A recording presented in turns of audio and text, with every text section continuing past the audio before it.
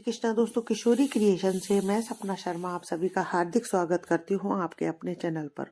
दोस्तों, आज के वीडियो में मैं माघ मास माहात्म्य का 28वां अध्याय लेकर के आई हूँ। इससे पहले के 27 अध्याय के वीडियो जो है मैंने मेरे चैनल पर डाले हुए हैं। आप उनको मेरे चैनल पर जाकर देख भी सकते हैं और श्रवण भी कर सकते हैं।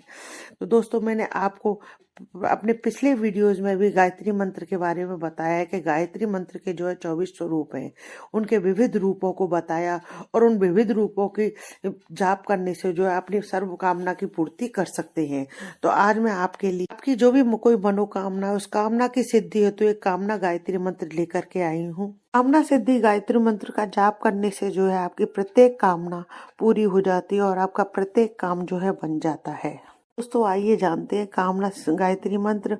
ह्रीं भूर्भुवः स्वः, ह्रीं तत्सवितुर्वरेण्यं भर्गो देवस्य धीमहि, ह्रीं धियो यो न प्रचोदयात्। ह्रीं मंत्र का जाप करके आप जो है अपनी सभी कामनाओं की पूर्ति कर सकते हैं। आइए हम माघ मास माहात्म्य के 28वें दिन की कथा जानते हैं। 28वें दिन की कथा में हम जो कामनाओं की पूर्ति कर सकते हैं और आइए जानते हैं 28वें दिन की कथा। 28वें दिन की कथा में जो है हम अच्छोद सरोवर की तथा गंधर्व कन्याओं के द्वारा बटुक के साथ विवाह की कथा के बारे में जानेंगे।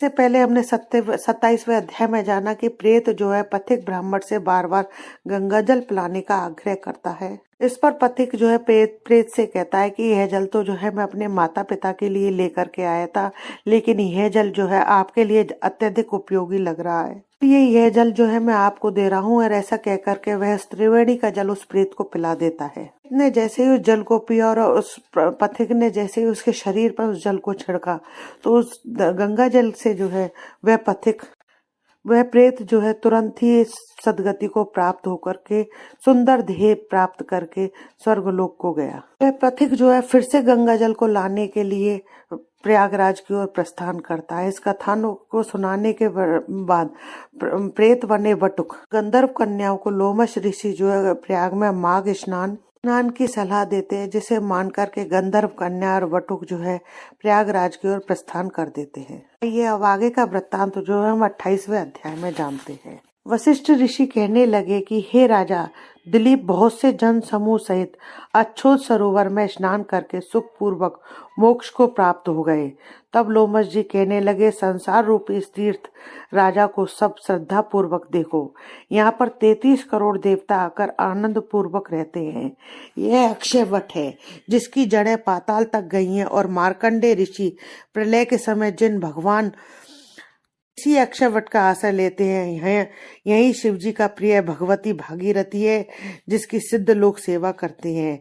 यह गंगा स्वर्ग से हेतु पताका है, इसका जल पीकर मनुष्य मुक्त हो जाते हैं। हे मुनि, सभी प्राणी इस नदी को यमुना से मिली हुई पाते हैं। इसका संगम बड़े पुण्य से प्राप्त होता है। इसके स्नान से जन्म मृत्यु रूपी दावानल से कोई नहीं तपता, परंतु ज्ञान प्राप्त करके मुक्त हो जाता है। यहाँ पर स्नान करने से सभी प्राणी बिना ज्ञान के ही मुक्त हो जाते हैं। इसलिए ब्रह्मा जी ने यहाँ यज्ञ करने की भी इच्छा की थी। इसी संगम में भगवान विष्णु ने स्त्री प्राप्ति की इच्छा से स्नान करके लक्ष्मी जी को प्राप्त किया। यहाँ पर त्रिशूलधारी शिव जी ने पर दैत्य को मारा था और प्राचीन काल में उर्वशी स्वर्ग से गिरी थी तथा स्वर्ग पाने की इच्छा से यहाँ पर ही के स्नान करने से नहुष कुल के राजा ययाति ने वंशधर पुत्र प्राप्त किया। यहाँ पर इंद्र ने प्राचीन काल में धन की इच्छा से स्नान किया था और माया से कुबेर के सब धन को प्राप्त किया था।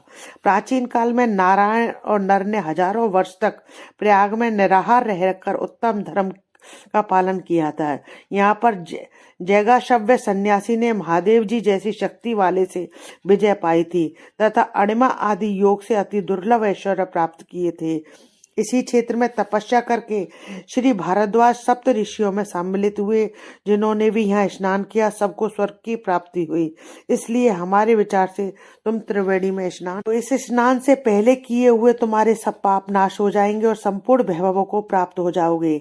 ऋषि के इस प्रकार के सत्य वचन सुनकर सभी त्रिवेणी में स्नान करने लग गए और इसी स्नान करने से सबकी पिशाचता नष्ट हो गई।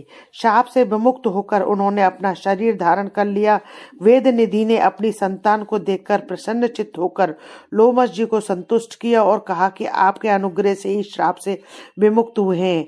अब आप इन बालकों के योग्य धर्म को कहिए।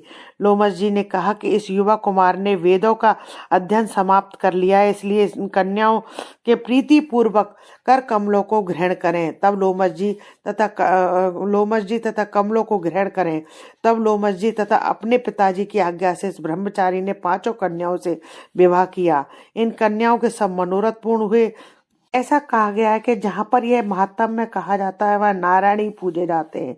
पुष्कर तीर्थ में, प्रयाग में, गंगा सागर में, देवालय में, कुरुक्षेत्र में तथा विशेष करके काशी में इसका पाठ अवश्य करना चाहिए। के पाठ को करने से व्यक्ति जो है वैष्णव पद को प्राप्त होता है। इति श्री माघ मास महात्म्य में 28वां अध्याय समाप्तम।